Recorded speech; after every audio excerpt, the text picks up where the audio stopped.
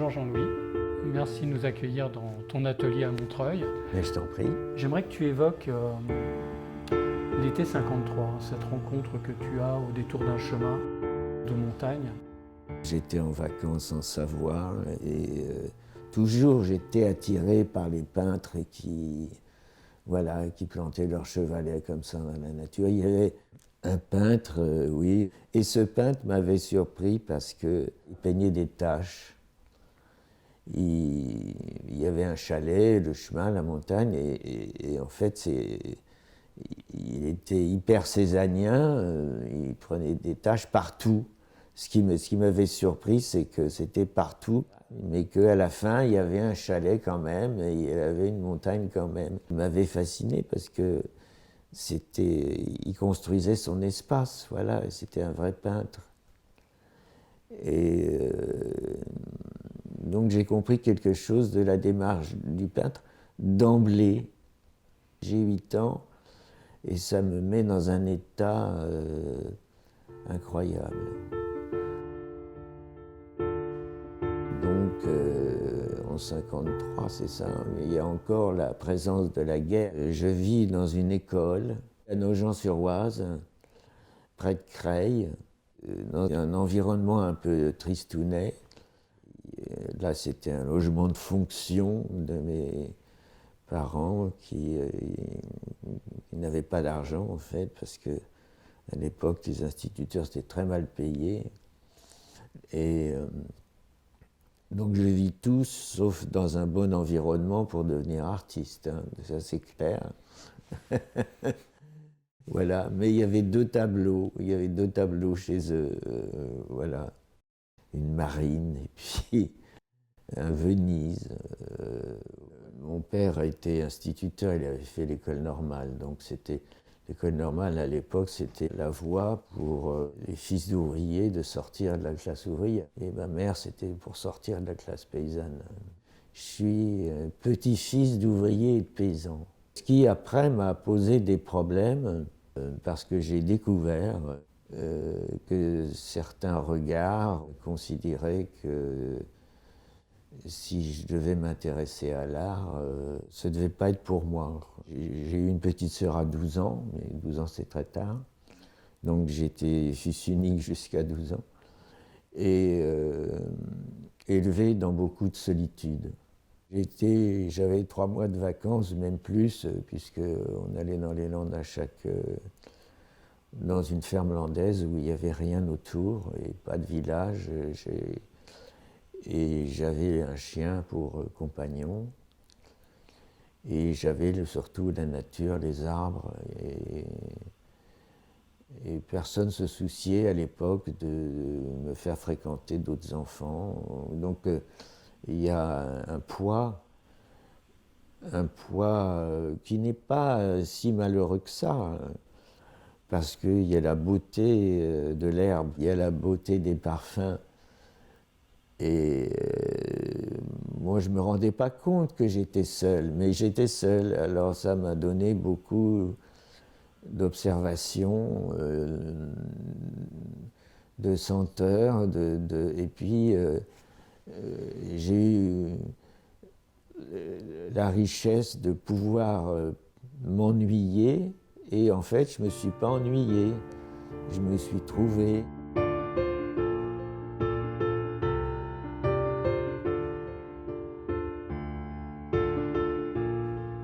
J'ai fait le lycée, je dessinais très bien. Ma matière préférée, c'était le dessin. Et j'ai préparé tout de suite, avant même d'avoir le bac, le concours pour être professeur de dessin à Claude Bernard, pour faire mes études d'art plastique. Voilà, j'avais été reçu très bien placé à ce concours national. Et je me suis trouvé embarqué alors que je ne voulais pas être prof, quoi. Ça, c'était terrible. Les études de professorat, ce n'est pas destiné à vous faire les beaux-arts. C'est destiné à vous faire devenir enseignant.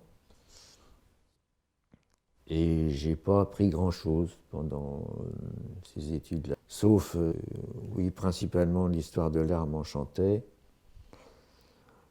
Le reste, je trouve que c'était très scolaire.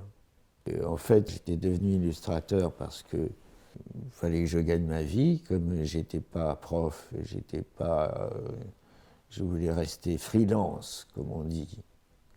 Donc, dans les années 80, il y avait ce qui était très à la mode à l'époque, c'était l'aérographe, n'est-ce pas? Bon, alors j'utilisais l'aérographe pour faire des dessins réalistes de pharmacie, de pubs pharmaceutiques, de voitures, aussi de science-fiction un petit peu, de tas de choses diverses et variées. Et je mettais de l'aquarelle dans mon aéro. Et alors, là, ce qui était assez intéressant, c'est que alors, il faut que ce soit parfait, l'aérographe. Mais moi, je m'intéressais aux accidents de l'aérographe. C'est-à-dire quand il y avait eu de l'eau projetée sur l'aérographe et que tout d'un coup, ça faisait une tache et que si je tapais la tache, il y avait un blanc qui se générait sur la surface. Et de ces accidents, j'en ai fait une technique. Un jour, on m'a demandé un travail d'illustration, de grande illustration d'une crèche de Noël, celle qui était sur la place de l'Hôtel de Ville à Paris. Un travail que j'ai fait avec une amie qui s'appelait Carole. Et j'ai fait à l'aérographe tout le village et les pierres du village en détruisant ma surface d'aérographe avec des brosses pleines d'eau, en tapotant, et ça faisait des matières de pierre. Donc j'étais déjà, mais je songeais à rien. Voilà, c'était comme ça. Ça a duré des années, ça. Mais j'avais de l'aquarelle que je projetais avec l'aéro, qui saupoudrait donc ma feuille, et je gagnais ma vie comme ça. Donc, rien d'artistique, on va dire. J'avais pas pris, par exemple, ce qui était artistique, ça aurait été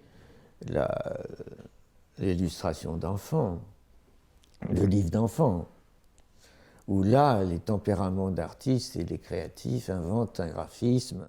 Et je ne voulais pas le faire parce que ce n'était pas ça non plus que je voulais faire. Je voulais être totalement libre. Je ne voulais même pas être assujetti à un scénario de livre d'enfants. Mais c'était comme une chose absolument inatteignable. Ça, c'était une commande pour une petite publication. On est en 88. Le client me demande, il n'y avait pas de budget, il y avait 2 couleurs pour un petit bulletin. Et moi, je tombe sur un livre de Milton Glaser, qui était le grand graphiste de l'époque, où il a des silhouettes comme ça de jazzmen, avec des gouttes d'eau qui circulent à l'intérieur de la silhouette. Picasso a fait ça aussi, avec les gravures aussi, Don Quichotte, voilà. Tout ça pour dire qu'on n'invente rien. Il y a toujours des pères qui sont là sur votre berceau. Et donc je fais ça, sauf que ça me fait un choc à peu près aussi déterminant que le peintre dans son chemin de montagne. Et à ce moment, j'ouvre une boîte de Pandore. Parce que ce que j'arrivais pas à trouver avec mes tâches projetées, là comme ça, tout d'un coup je le trouve. Et c'est parce que je le cherchais, inconsciemment, ne l'ayant pas conçu. C'est le faire qui fait que c'est vraiment le faire. Le dessin est maîtrisé, mais à l'intérieur de ce dessin, il se passe des choses complètement aléatoires. Et cette conjonction me plaît. Et donc, je vais élaborer une technique à partir de ça, où je me dis, là je comprends ce que je répète toujours, c'est que l'aquarelle n'est pas un pigment mélangé avec de l'eau, ça n'a aucun intérêt. C'est un pigment qui nage dans l'eau. Il nage, c'est-à-dire il faut une abondance, une grosse goutte d'eau, on le penche, on fait ça, et ça va, voilà, ça fait des choses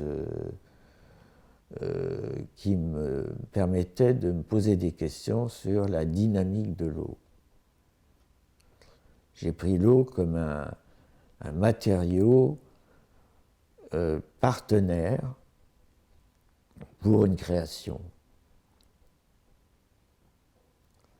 Et à partir de ce moment-là, je vais analyser finement, seul, donc personne ne m'a appris l'aquarelle. Moi, ce que je retiens de l'aquarelle, c'est les grands lavis, où on passe une couche légère sur les tracés, puis après on repasse une couche, et puis après il y a les affichistes, etc. C'est parfait, mais une fois on attend que ce soit sec, et on remet encore une couleur, etc. Donc une maîtrise des glacis où on ne touche pas, ou voilà. Et là, je suis dans l'inverse. On a absolument la chose opposée, un truc fou qui se mélange, et puis immédiatement, voilà. Et là, je vais inventer une aquarelle de matière. C'est-à-dire que je me souviens, j'étais avec un œuf, et je me pose la question, comment faire le volume de l'œuf en aquarelle, ce qui n'est pas gagné. Et donc je fais mon œuf, enfin je fais l'ombre de mon œuf, mettons qu'il y ait ça là, c'est pas tout à fait la même chose, mais enfin, voilà. Et tout d'un coup j'approche un peu d'eau, je pars de très loin, j'approche un peu d'eau en bord de mon ombre d'œuf, et ce qui se passe, j'ai une capillarité horizontale, c'est-à-dire comme l'œuf est encore plus humide, l'eau s'estompe gentiment, toute seule, sans que j'intervienne, et il y a un dégradé parfait qui se fait. Et à partir de là, je vais étudier plein de phénomènes, une deuxième eau dans la première eau, le tsunami, quand c'est comme ça, la stagnation, là il y a beaucoup de stagnation, quand le repos est calme, et là il y a une chose amusante aussi, une anecdote à mourir de rire, où lors de ma première porte ouverte, je crois que c'était en 90, dans un autre atelier là pas loin, il y a un visiteur, il me dit « Mais monsieur, vos couleurs sont beaucoup plus lumineuses sur votre palette que sur vos aquarelles. » Je me vexe, comme tout un chacun l'aurait fait, je me vexe beaucoup. Je dis, qu'est-ce que c'est que ce mec? Et après, au lieu de rester sur ma vexation, je me dis, et s'il avait raison? Examinons l'affaire. Et j'examine l'affaire. Enrageant, je lui donne raison.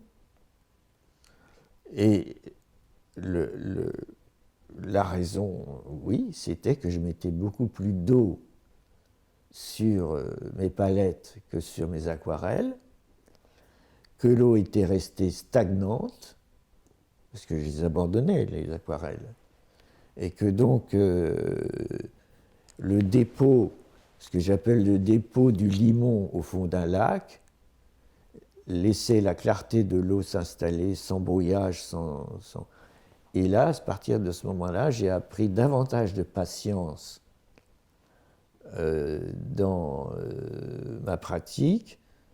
Alors on a appelé ça le cycle de l'eau, c'est pas véritablement un cycle, mais en tout cas il y avait deux choses très distinctes. Il y avait le sable qui se déposait tranquillement au fond du lac avec une merveilleuse paix, une tranquillité, et puis il y avait le tourment de l'eau qu'on apportait lorsqu'on faisait des gestes déferlants.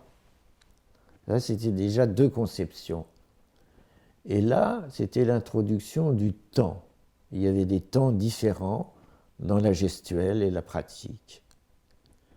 Et dans cette gestion du temps, il y a tout eu.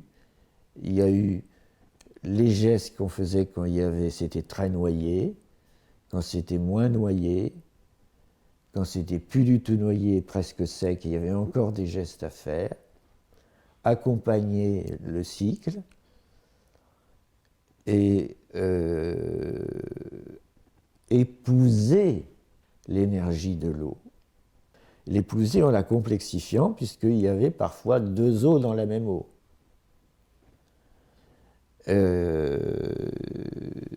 Là, par exemple, alors, quand là c'est au dernier moment de la phase avant que ça sèche complètement, le pigment est déposé, il est devenu mat, il n'est pas brillant. Et je vais prendre une brosse et je vais caresser ceci. Donc je vais gommer, si vous voulez, je vais ôter, et je vais pouvoir dessiner dans le pigment encore humide. Donc c'était l'exploitation jusqu'au bout, et je vais aussi pouvoir densifier davantage. Et là c'était merveilleux parce que j'étais libre. Ce n'était pas comme dans l'aquarelle, il fallait réserver un blanc, tourner autour, voilà. Donc là, j'ai eu conscience vraiment de renouveler quelque chose. Alors, ce que je ne savais pas, c'est que les gens allaient se précipiter là-dessus. Donc je l'explique dans mon premier livre, qui est un hasard, puisque l'éditeur me le demande, comment dire, à un moment où il n'y a que des livres anglo-saxons qui sont sur le marché français, et je suis le premier aquarelliste à qui on demande de faire français, à qui on demande un livre sur l'aquarelle. Et j'ai dit, oh, mais ça tombe bien, j'ai des choses à dire. Il y a une coïncidence. Ça aurait pu très bien ne pas se passer. Et là, l'éditrice, je lui expose ma conception de l'aquarelle.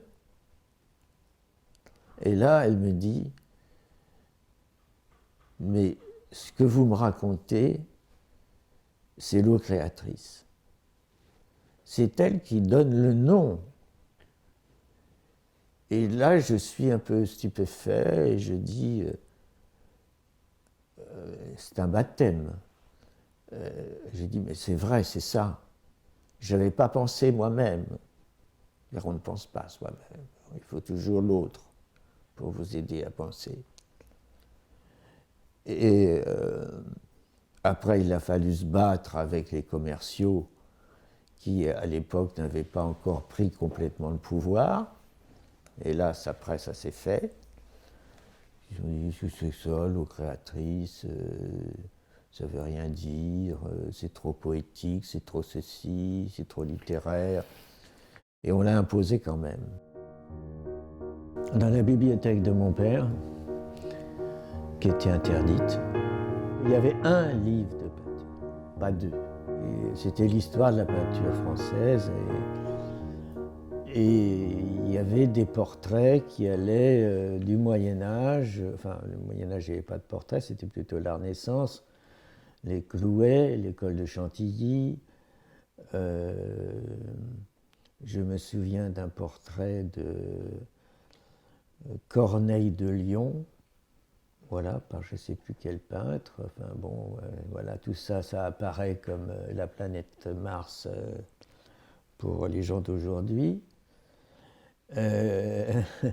Mais moi, ces portraits qui étaient un peu dans le style flamand, les Memlinck, étaient toujours des portraits seuls, d'individus seuls, d'une précision de dessin extrêmement raffinée, qui m'avait dès l'époque enchanté.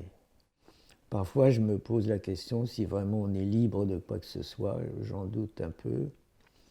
Et moi, ce n'était pas les BD qui étaient strictement interdites, mais c'était les pages brunes du Petit Larousse et c'était ce livre d'art. Et je crois que l'imprégnation de l'histoire fait que finalement on ne choisit guère cette imprégnation, on s'imprègne et puis voilà. Et ce dessin classique, j'en ai souffert parce que quand j'avais 15 ans, 16 ans, que je faisais ça, c'était pas du tout à la mode. La mode, c'était Bazaine, Soulages, Tolkot, enfin, toute l'abstraction des années 60, etc. Et moi, j'étais attaché d'une façon, on va dire, archaïque, ou comme ça, en tout cas sensible et authentique, à ces dessins du XVIe siècle. Voilà. Quand j'ai fait des fiches industrielles, c'était pas pour faire genre, ou pour faire voyage exotique. Non, c'était ancré dans mes sentiments très profonds, quoi. Quand j'ai retrouvé plus tard certains coins de Montreuil, du vieux Montreuil, j'ai retrouvé le parfum de certains murs de Nogent-sur-Oise. Alors probablement j'ai conçu l'amour des friches industrielles sans le savoir, évidemment, dès cette époque-là. Alors c'était mélancolique, mais c'était quand même beau, quoi. C'est une ville ouvrière avec des jardins ouvriers, des orties, des voies ferrées qui jouxtaient le jardin de mon grand-père. Donc je conçois des effrois et en même temps l'amour des machines. Parce que les cheminots, quand mon grand-père m'amenait dans son jardin ouvrier à l'écart du village ou de la petite ville, il ralentissait la loco et puis il était déjà en retraite, alors il lui faisait coucou comme ça. Et moi j'étais fier comme pas possible.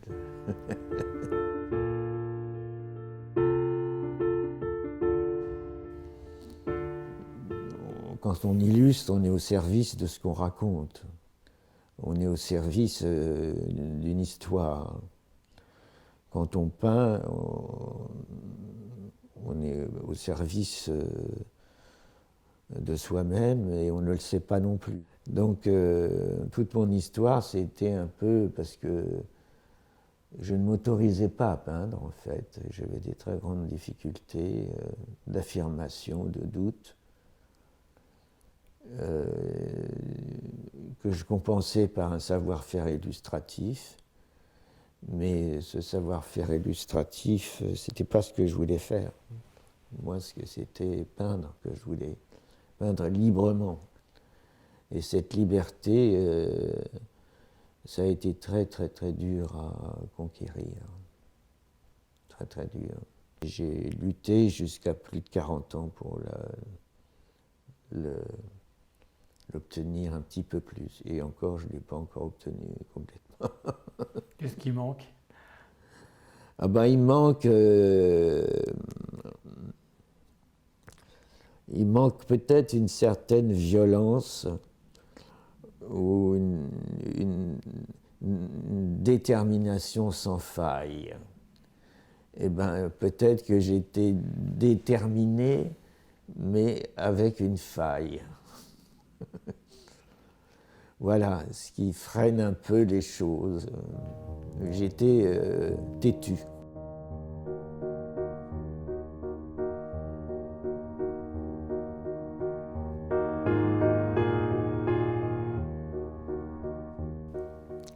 Les objets de rien, c'est parce que simplement, moi-même, je n'étais pas regardé suffisamment. Et moi, je me suis mis à regarder les objets qu'on ne regardait pas. J'avais peint un but à gaz, que j'ai repeint d'ailleurs après. Hein. Qu'est-ce que c'est que ça? Quelle idiotie de peindre un truc pareil. Eh bien, en fait, c'est très profond. Peut-être que le but à gaz, c'est moi, quelque part. Peut-être que je suis la bouteille de plastique vide. Peut-être que je suis moi-même l'objet dérisoire, l'être dérisoire, celui dont on a dit qu'il n'était pas destiné à une vraie place.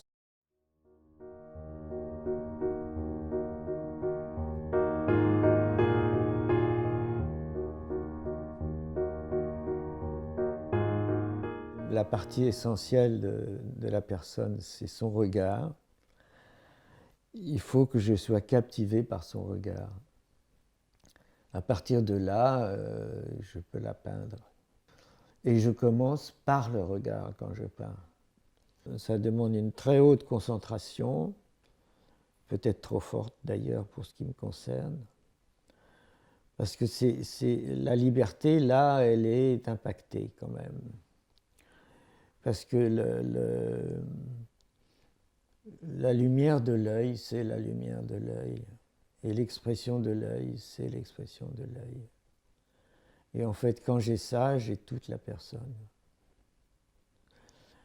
Alors le nu, ben, évidemment, j'avais aussi vu des peintures de nu que j'avais trouvées sublimes. Bon, j'avais aussi cette beauté inimaginable alliée à la beauté de la femme, évidemment.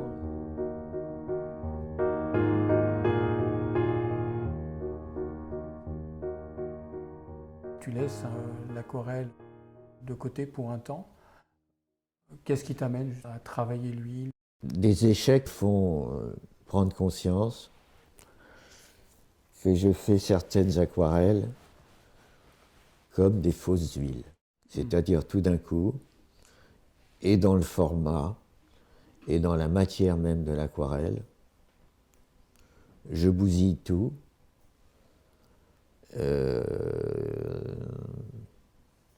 Je vais trop loin et je m'aperçois que ce que je veux n'est pas faisable à l'aquarelle. Une certaine matière, une certaine densité, un certain format aussi. Et puis j'avais envie. Ça ne m'avait jamais quitté. Donc j'essaie de changer d'énergie, parce que, comme j'ai raconté, pour moi, il y avait un partenariat avec l'énergie de l'eau. L'amener là où elle ne veut pas aller, mais où nous, on souhaiterait qu'elle aille. Je découvre que l'huile, c'est beaucoup plus physique.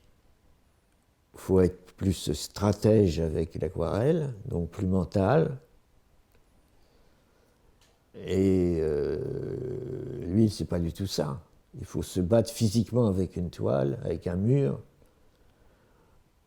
pour lui impulser une vie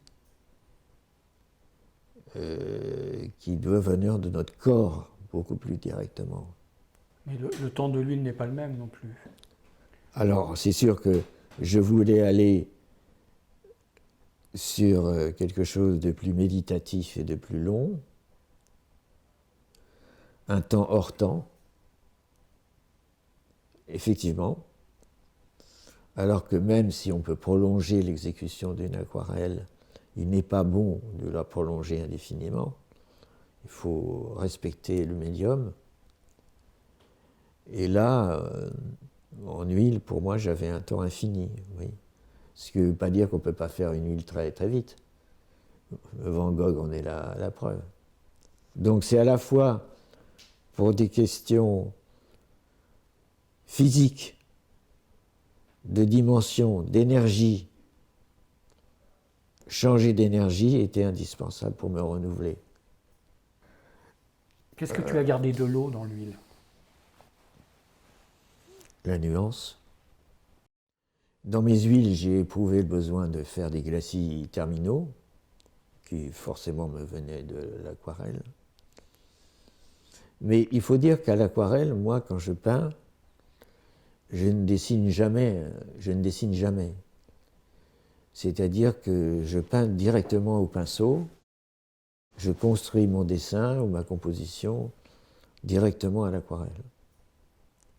Donc je n'ai pas une technique si différente de départ entre l'aquarelle et l'huile. Je peins. Que ce soit... Jamais de croquis. Exceptionnellement. Je ne peux pas dire jamais, mais exceptionnellement. Pourquoi je fais ça? Parce que la lumière, ma conception de la lumière, c'est qu'il n'y ait rien dès le départ. Donc, parce que je vois mieux la lumière, je respecte mieux la lumière. Ne pas être enfermé dans un schéma. Mais il n'y a que des individus qui souffrent de la prison qui peuvent voir cet désir immense de ne avoir aucune entrave. Je regrette d'avoir été interrompu dans mon travail d'huile, qui ne faisait que démarrer en fait. J'ai travaillé à peu près 8 ans en huile.